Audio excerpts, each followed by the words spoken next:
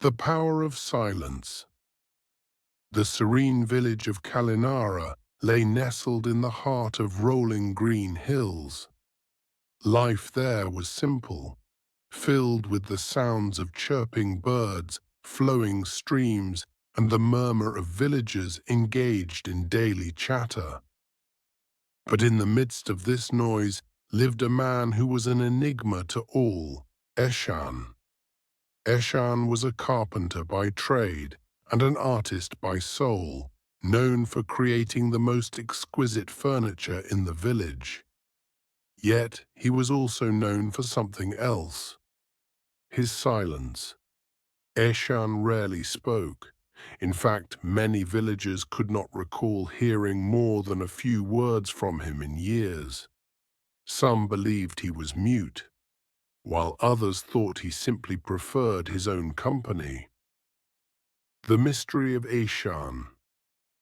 Though silent, Eshan's presence was deeply felt. His home, a small wooden cottage on the edge of the village, was surrounded by vibrant flowers and towering trees, all planted and nurtured by his hands. People came to him with their broken chairs, creaky doors, and splintered tables, and he would fix them with care. Every piece of furniture he made seemed to carry a story, a silent testament to his craft and spirit.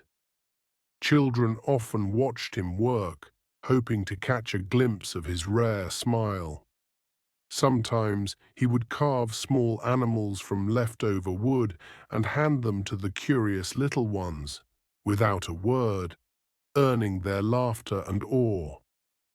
Despite his kindness, many adults in the village couldn't help but gossip about him. "What kind of man doesn't speak?" one woman would whisper to another. "Maybe. He has nothing to say," came the reply. But Eshan's silence was not born from emptiness. It was a choice, a shield he had built around himself long ago. The arrival of Arya I. Bright morning, a new face appeared in Kalinara. Arya, a young woman with a radiant smile and a voice like a songbird, arrived to stay with her aunt. She was a traveler, a writer who wandered from place to place in search of stories.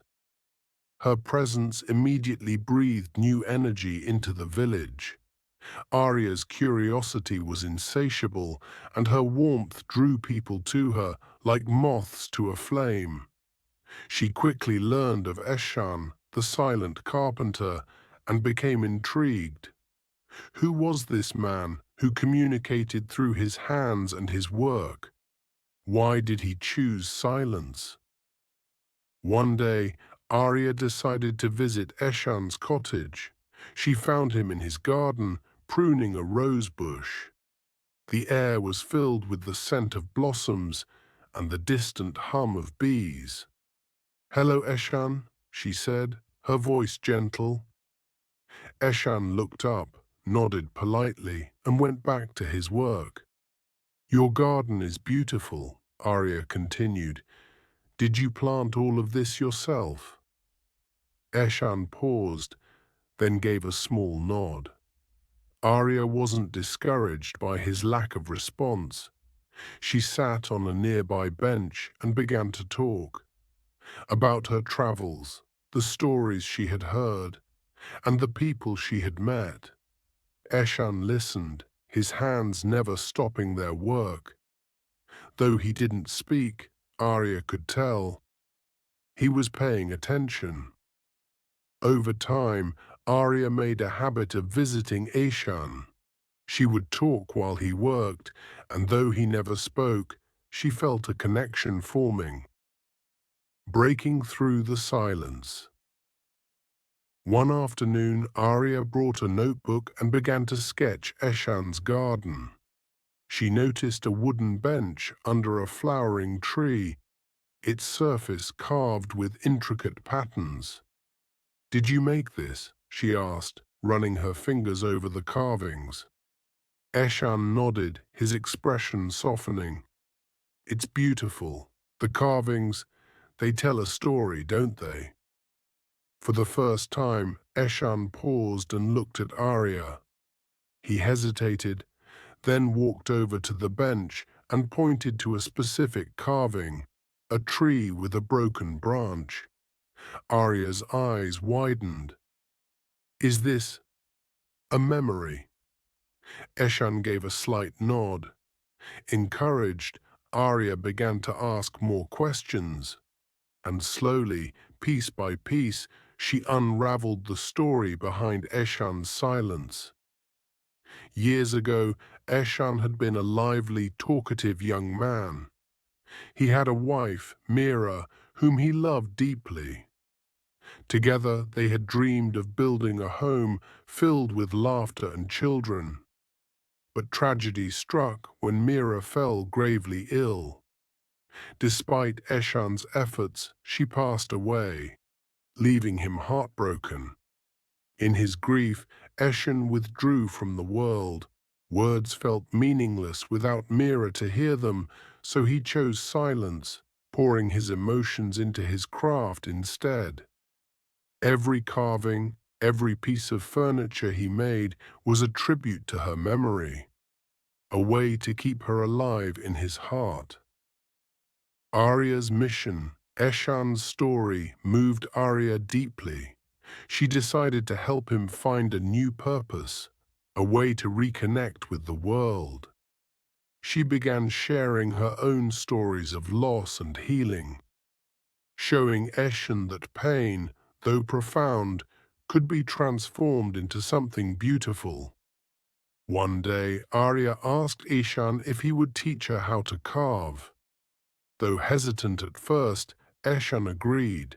Through their shared work, Eshan began to open up, not through words, but through gestures and expressions. Arya learned to read his silence, and in turn, he found comfort in her presence. The turning point months passed, and the villagers noticed a change in Eshan. He began to join community gatherings, quietly contributing with his skills and presence. Arya encouraged him to display his work at the village fair, where his pieces were met with awe and admiration. At the fair, a young boy approached Eshan with a broken toy and asked, "Can you fix this?" Eshan knelt down, examined the toy, and for the first time in years, spoke aloud. "Yes." The single word sent a ripple through the crowd. People turned to look, their faces filled with surprise and warmth. Eshan's voice, though quiet, was steady and kind. A new chapter. Arya eventually left Kalinara, her heart full of gratitude for the time she had spent with Eshan. Before she departed, Eshan gave her a small wooden carving, a bird in flight. "Thank you," he said, his voice soft but clear. Arya smiled, tears in her eyes. "Thank you, Eshan, for sharing your story." Eshan's journey wasn't over, but he had taken the first step toward healing. His silence, once a barrier, had become a bridge, a way to connect with others and share his inner world. And in the heart of Kalinara, the power of silence was no longer a mystery, but a testament to resilience, love, and the human spirit. If you like the video, please like the video. If you are new to the channel, please subscribe to the channel and click on the bell so that the notification of each new video can reach you as soon as possible. See you next time. Okay, for now in the video.